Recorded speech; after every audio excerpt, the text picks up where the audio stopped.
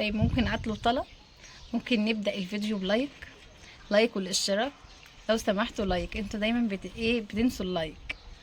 لو سمحتوا يلا اللايك كده، نشترك في القناة ونكمل الفيديو مع بعض. كل سنة وحضراتكم طيبين. السلام عليكم ورحمة الله وبركاته. كل سنة وحضراتكم طيبين. الحمد لله على نعمة الإسلام، الحمد لله احنا مسلمين، الحمد لله اننا قضينا رمضان. يا رب عقبال ما يتعاد علينا أعوام متتالية. كل سنة والأمة الإسلامية جميعا بخير يا رب. الحمد لله اللي احنا مخلوقين لإله يفرح لفرحنا، وطبعا احنا بنفرح بالعيد، ودي كانت عبادة مهمة جدا من العبادات اللي احنا عبادة العيد، اللي احنا نفرح ونستمتع بكل ما حولنا من نعم، سواء كانت نعم صغيرة أو كبيرة. كل سنة وانتم طيبين. عايزة أقول لكم اللي أنا دلوقتي قايمة بدري جدا، بدل ما أروح أتفسح ولا أروح هنا وهنا، أول حاجة قمت عليها اللي أنا على طول أقوم على السطح أشوف السطح بتاعي عامل إيه، والطيور والزرع. بقيت مدمنة اللي أنا أطلع على السطح أول ما أقوم من النوم بالظبط. خلاص يعني لو بصينا كده كل الناس نايمة حوالينا، مفيش حد صاحي نهائيا، لا في البلكونات ولا في الشوارع ولا في اي مكان. كله نايم علشان كله طبعا بيحتفل بالعيد وبيسهر وكده. لكن انا المتعة عندي اللي انا اطلع على السطح فعلا بجد والله، يشهد الله على هذا يعني. من كتر ما انا حابة موضوع زراعة الأسطح وتربية الدواجن والحاجات ديت، بقيت عايزة أسكن أقعد على السطح بمعنى أصح. طبعا احنا عملنا كمان حاجات حلوة الحمد لله على السطح، هوريها لكم دلوقتي في الفيديو ده. بس دايما اول ما بطلع على السطح بحب انزل على كل حوض كده او كل صندوق كده، اشوف ايه اللي طلع فيه. طبعا اللي هنا ده احنا زارعين اللي هي الباشون فروت، اللي هي بيسموها عندنا المصريين هنا ام الفواكه، بيسموها ام الفواكه، وانا حابه اسم ام الفواكه لحد ما ادوقها كده واشوفها هي فعلا ام الفواكه ولا ايه. طبعا ما شاء الله النعناع رعرع اهوت وبقى جميل ما شاء الله، اللهم بارك يعني، بقى جميل خالص. وكمان اللوف يا جماعة، اللوف ده مهم جدا في كل بيت. طبعا هنتكلم في فيديو كامل على اللوف واهميته واستخداماته وحاجات كتير يعني، حتى البذور بتاعته بتدخل في بعض الصناعات كمان. تمام. شايفه اني انا زرعه ملوخيه اهوت تقريبا يعني، بدأت تطلع كده ما شاء الله يعني.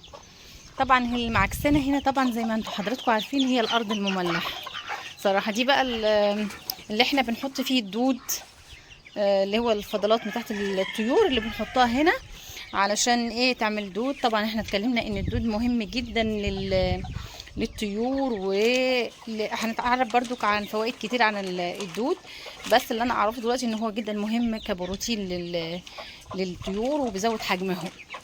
الحوض التاني بسم الله ما شاء الله اللهم بارك يعني، زي ما احنا شايفين كده في طماطم، وما شاء الله الطماطم ايه يعني اللهم بارك، طلعت اهيت ان شاء الله ما شاء الله اللهم بارك.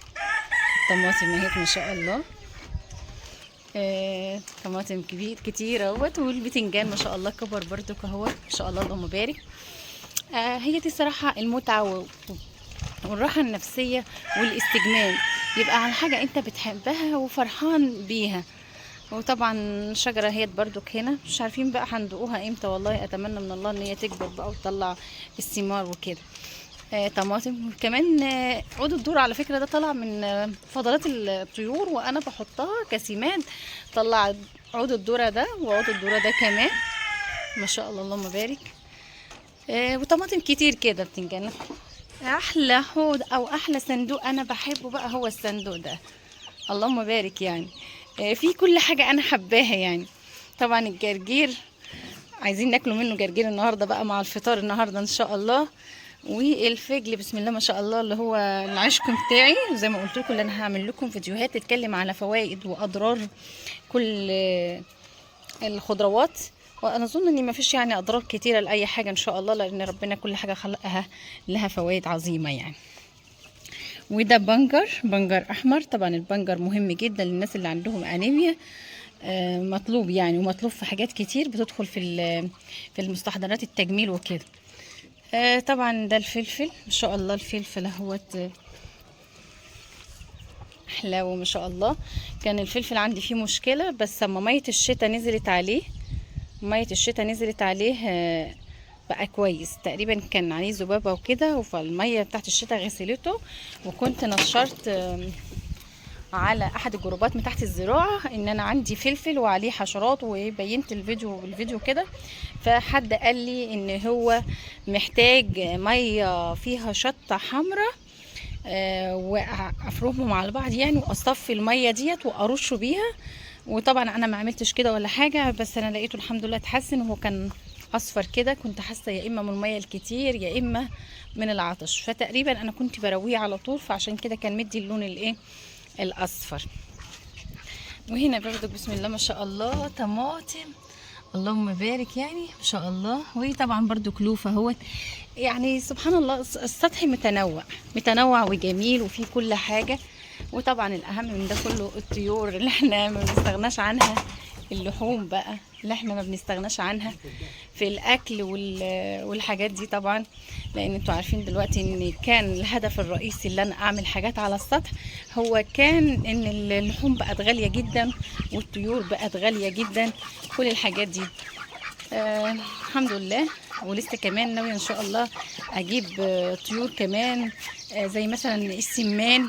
حابه قوي يكون عندي سمان، لان كمان السمان له فوائد حلوه، والبيض بتاعه جميل جدا وكويس. لان طبعا البيض برضو غالي. ان شاء الله هجيب سمان قريب. وان شاء الله يعني احنا مع بعض اهوت كل يوم اي حاجه هتطلع على السطح، واي حاجه هعملها جديده هتكونوا معايا. وكل سنه وانتم طيبين. ودي شجره الليمون اللهم بارك يعني. بس هي حلاوه اهيت. كانت جت عليها فتره كنت حاسه ان هي صفرة وكده، بس الحمد لله انا حاسه ان هي خضار تاني بسم الله ما شاء الله. يعني انا شايفه ان السطح كله خيرات وكله حاجات حلوه، اللهم بارك. هنرجع بقى لاهم المشاكل اللي بتواجهنا، وهي التربه المملحه.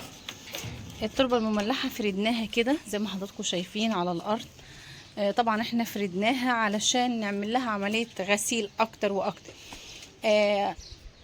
يعني هي باينه اهيت، الملوحه باينه فيها. كان عندنا شتاء كتير قوي، ففردنا الطينه او التربه زي ما حضراتكم شايفين كده.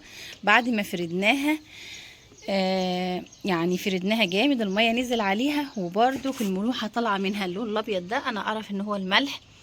فصراحه يعني هي دي اللي مزهقانا ومعجزه الزرع لحد دلوقتي. في كام صندوق زرعناه، وبسبب ان التربه المملحه لحد دلوقتي ما طلعتش زراعه. يعني ده اول صندوق اللي احنا عملناه، وفضل فيه ملح كل يوم نرووه، نحط فيه ميه وبرضك مفيش فايده. ونقشوط الرمل الملح اللي بيبقى عليه ومفيش فايده برضه. هنروح مع بعض كده للحوض اللي احنا زارعينه، الحوض الارضي او الصندوق الارضي.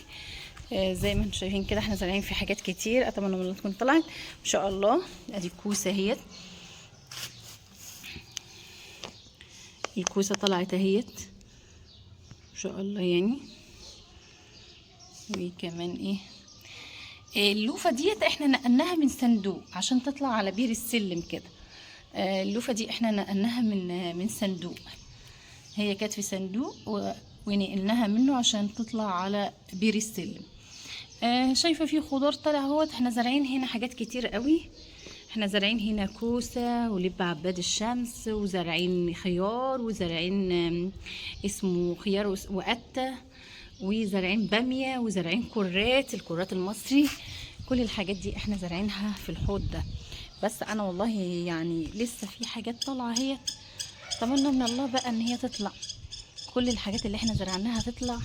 ودي طبعا كانت تربه مملحه برضو، بس احنا حطينا الطبقه اللي فوق، جبنا تربه كويسه وحطيناها من فوق كده.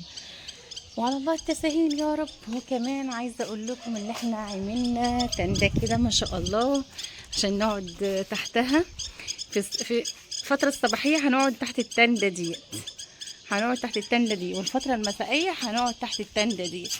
عاملين 2 تندة عشان فتره الصبح نقعد في تندة، والفتره اللي هي العصر في تندة. كل سنة وانتم طيبين يا رب. ايامكم كلها اعياد. ولو عندكم اي ملحوظة على القناة يا ريت تقولوا لي. عني انا شخصيا يا ريت تقولوا لي. انا بحب قوي تعليقاتكم، وبحب قوي ارشاداتكم، واتمنى من الله ان يومكم يبقى سعيد ان شاء الله. يلا، السلام عليكم ورحمة الله وبركاته. يا ريت ما تنسوش الاشتراك في القناة، وطبعا الدعم من حضراتكم، لان بيكم ان شاء الله انا هكمل واكون موجودة على اليوتيوب.